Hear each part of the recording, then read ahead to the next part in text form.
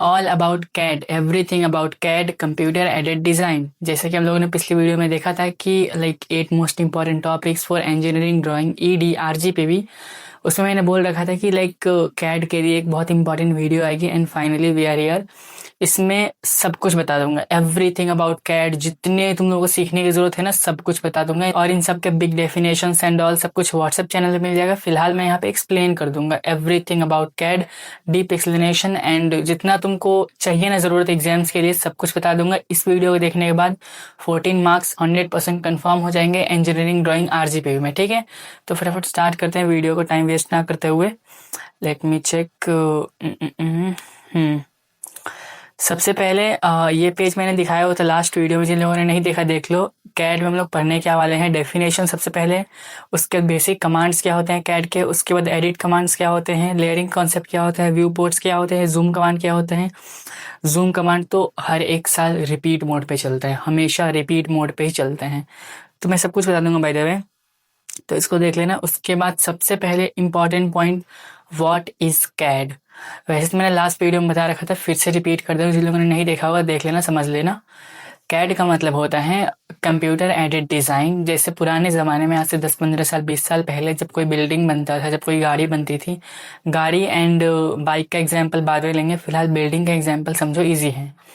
जैसे पहले कोई बिल्डिंग बनती थी, कोई भी नक्शा बिल्डिंग का बनता था, तो पहले क्या होता था, पेंसिल एंड पेन की हेल्प से बनता था, क्योंकि पहले के जो इंजीनियर्स थे उनके पास कंप्यूटर नहीं था, तो वो लोग ऐसा करते थे कि पेंसिल एंड पेन की हेल्प से और स्केल की हेल्प से एक प्रॉपर नक्शा बनाते थे घर का, जो कि इंजीनियर्स यूज करते थे। बट अभी के टाइम पे क्या होता है, अभी के टाइम पे जो लोग नक्शा बनाते हैं, जो इंजीनियर्स होते हैं, वो पेंसिल एंड पेन से तो नहीं बनाते हैं, वो लोग बनाते हैं कंप्यूटर की हेल्प से, क्योंकि ऑब्वियसली टेक्नोलॉजी इतनी एडवांस हो गई है एंड छोटे छोटे मोबाइल ऐप से भी हम लोग अच्छा नक्शा बना सकते हैं।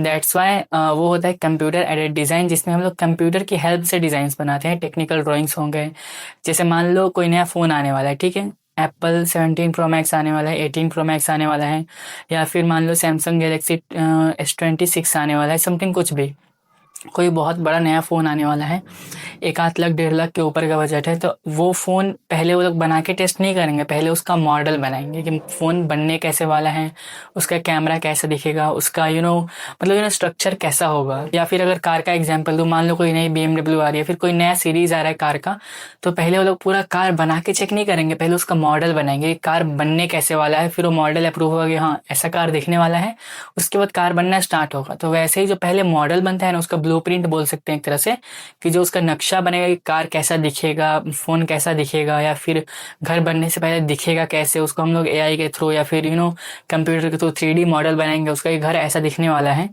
उसी को बोलते हैं कंप्यूटर एडेड डिज़ाइन। मतलब कोई भी ड्राइंग को कंप्यूटर की हेल्प से बनाना, ना कि पेंसिल और पेन की हेल्प से। कितना ईजी था ना, बस यही चीज़ और कुछ नहीं है। व्हाट इज़ कैड, उसका डेफिनेशन देख लो। ये क्वेश्चन भी बहुत बार पूछ दिए हैं एग्जाम्स में कि व्हाट इज कैड, बहुत बार पूछता है, एग्जैक्टली इसी तरह पूछ देगा व्हाट इज कैड बस।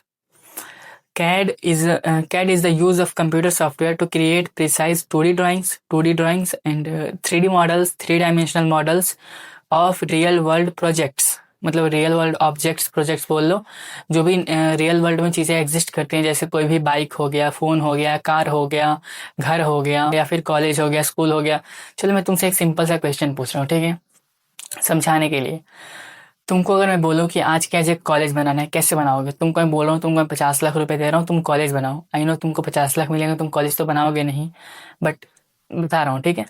तुमको मैं 50 लैक्स दे रहा हूँ, 1 करोड़ दे रहा हूँ, बोल रहा हूँ एक छोटा सा कॉलेज बनाओ, बस एक स्ट्रक्चर बना के दो मेरे को। तुम क्या करोगे? सबसे पहले सबसे इंपॉर्टेंट तुम सोचोगे कि उसमें लाइब्रेरी होनी चाहिए, उसमें एक कैंटीन होना चाहिए, उसमें एक प्लेग्राउंड होना चाहिए, उसमें रजिस्ट्रार ऑफिस अलग होने चाहिए, उसमें सबके केबिन्स अलग होने चाहिए। तो तुम एक प्रॉपर नक्शा बनाओगे ना, तुमको पता है कौन कौन सी चीज़ें कहाँ कहाँ डालनी है। तो वो जो तुम नक्शा बनाओगे ना, घर बनाने से पहले, कॉलेज बनाने से पहले, उसी को बोलते हैं कैड, जो तुम कंप्यूटर की हेल्प से करोगे। तुम पेन एंड पेंसिल लेके नहीं बैठ जाओगे कि यहाँ पे कैंटीन होगा, यहाँ पे वो होगा। तुम एक प्रॉपर कंप्यूटर की हेल्प से नक्शा बनवाओगे, उसी को बोलते हैं कंप्यूटर एडेड डिज़ाइन। ठीक है, समझ में आ गया? बहुत ही सिंपल है, इसको देख लेना। उसके बाद उसका डेफिनेशन यहाँ पे देख लो। Examples of CAD software. Basically CAD को यूज़ करने के लिए कौन कौन से सॉफ्टवेयर्स का यूज़ कर सकते हो? ऑटो कैड, जो कि कैड में सबसे पॉपुलर है। SolidWorks, CATIA and Creo, NX, Fusion 360, ये सारे बहुत इंपॉर्टेंट सॉफ्टवेयर्स हैं जो कि यूज़ होते हैं कैड में, ठीक है। उसके बाद बात करें अगर दूसरा पॉइंट एडवांटेजेस ऑफ कैड कि कैड से क्या क्या फ़ायदे हैं।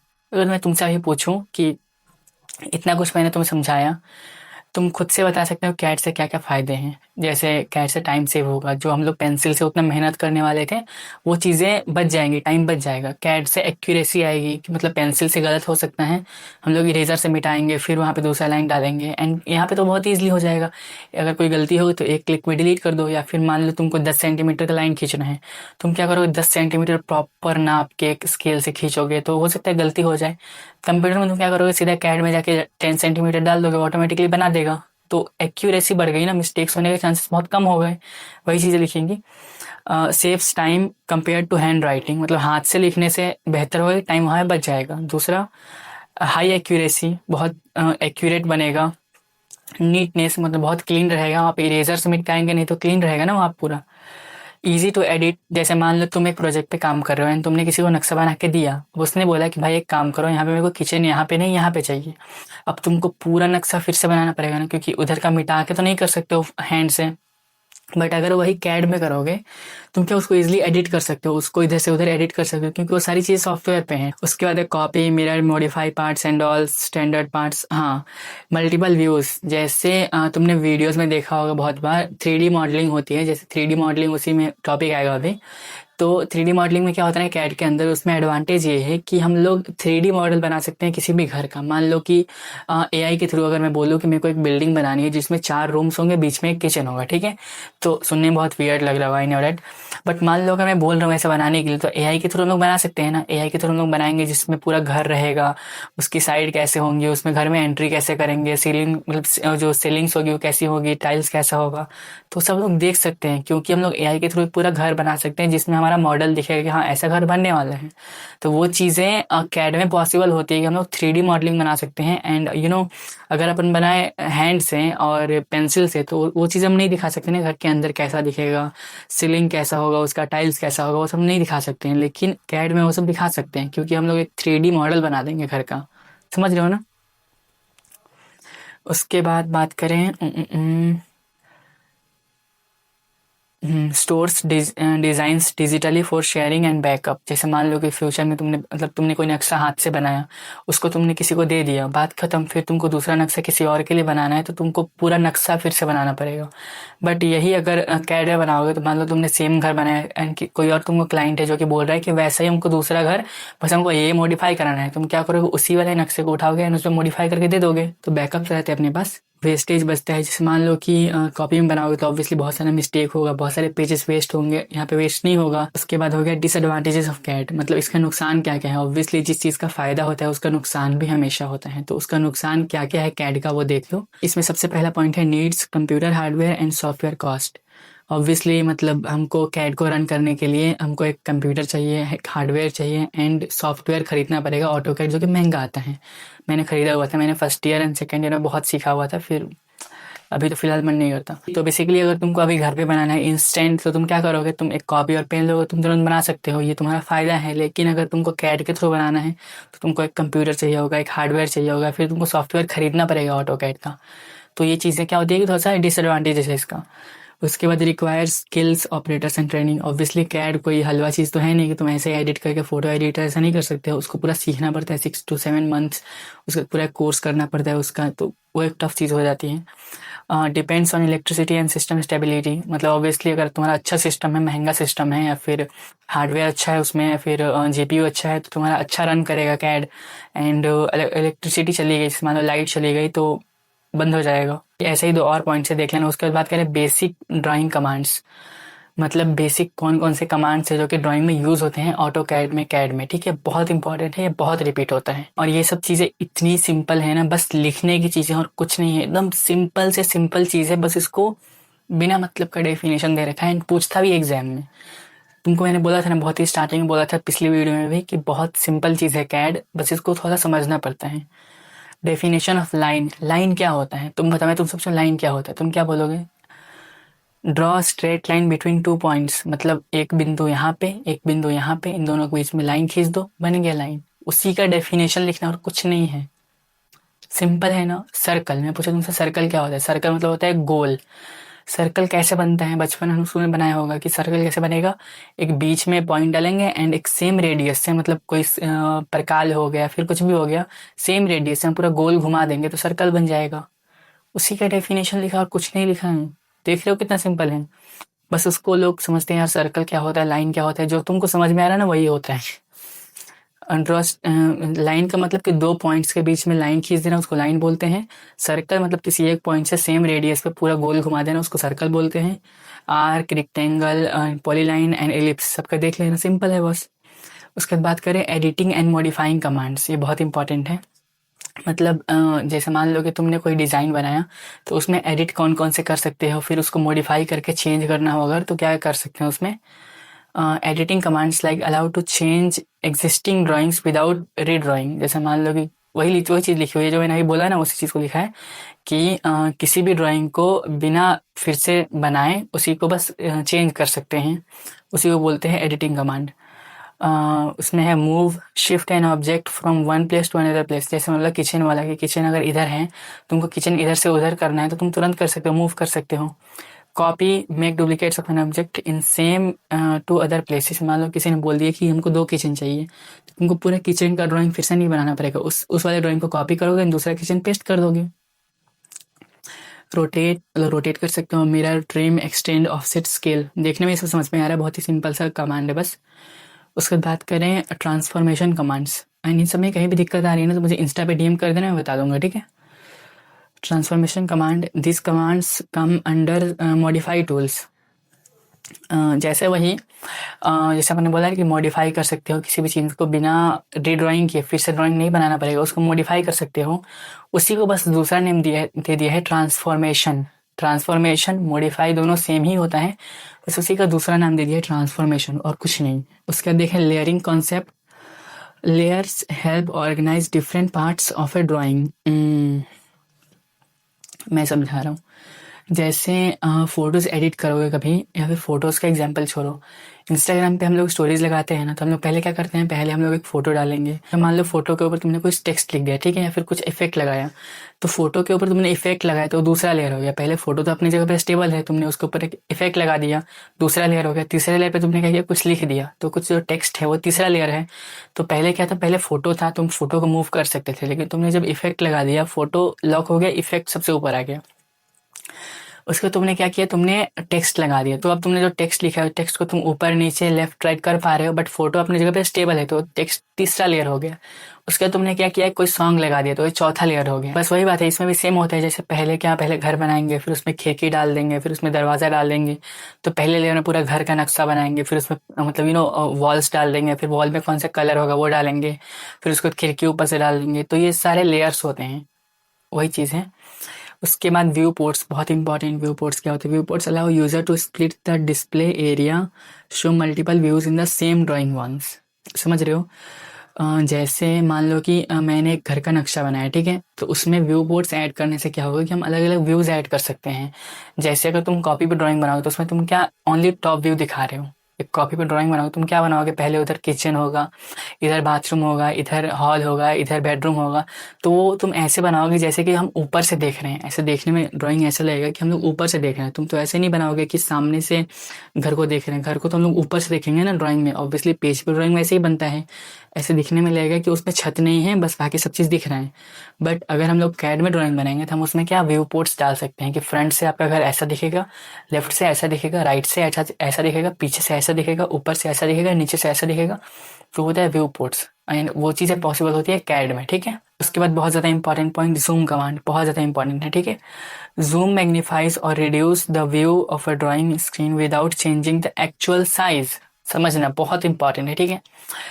जैसे मान लो कोई फोटो है, ठीक है, कोई फोटो तुम्हारे फोन में तुमने क्लिक की, एंड उस फोटो को अगर तुम जूम करते हो तो क्या होता है, जैसे मान लो तुमने फेस पे जूम किया, ठीक है, तो ऐसा तो है नहीं तुम्हारा फेस जूम हो जाएगा जब तुम रिड्यूस करोगे, तो फोटो का साइज तो सेम रहेगा, बस फोटो एग्जैक्टली जूम होगा, बट उसका साइज चेंज नहीं होगा फोटो का। जैसे मान लो तूने किसी फोटो को छोटा कर दिया, तो ऐसा थोड़ी कि इंसान की हाइट छोटी हो जाएगी, फोटो में हाइट तो सेम रहेगी, बस फोटो का एक्चुअल समझ रहे हो ना मेरी बात को? बेसिकली फोटो का साइज चेंज नहीं होगा, फोटो का जो साइज है वो सेम रहेगा, फोटो में जो है वो सेम रहेगा, बस उसको हम जूम करेंगे और जूम आउट करेंगे, जूम इन करेंगे तो उससे कुछ फर्क नहीं पड़ेगा फोटो में, बस हम उसको क्लियर देख सकते हैं। जूम करने से बस हम उसको क्लियर देख सकते हैं, समझ सकते हैं डिटेलिंग में, बट इससे फोटो का साइज चेंज नहीं होता है, फोटो जो जैसा रहता है वैसा ही रहता है अपने साइज में, बस उसको हम जूम करके उसको डिटेल में देख सकते हैं, रिड्यूस करेंगे तो छोटा हो जाएगा, बट फोटो का साइज सेम रहेगा।